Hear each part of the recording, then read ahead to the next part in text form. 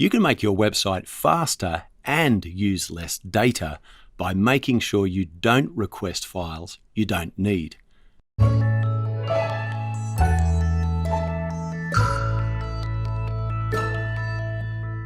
This web page works fine on my laptop on fast broadband, but let's try loading it on a mobile phone on 3G.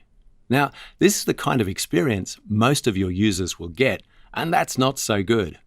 Let's see what's going on. One really easy way to find website problems is to check the Chrome DevTools network panel and filter by type. Wow, that's a lot of files and a lot of bytes.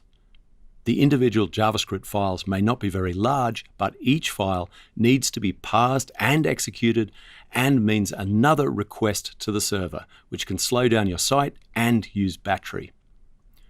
Let's check what's going on. Straight away, you can see a problem. I'm linking to multiple different versions of jQuery.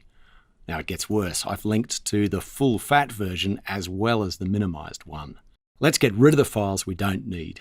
You should only ever link to one version of a JavaScript library. Cutting out unnecessary JavaScript makes your website more reliable, easier to maintain, and simpler to debug. Let's see what else is going on. Now, Chrome DevTools has a great feature for finding CSS or JavaScript that's never used. From More Tools, select Coverage, and then start recording as you use the site. I'll use the site for a while and then see what the coverage tool finds. So let's stop recording and look at the results. Now, one thing that really stands out, some CSS and JavaScript files aren't being used at all. Now, it turned out I forgot to remove links to files I used earlier in the project.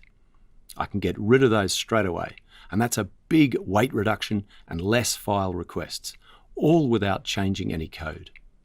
Getting rid of unused code also makes your site easier to debug and reduces the amount of code the browser needs to parse and execute. I hope that was useful. Take a look at our other videos for more tips to make your website even faster.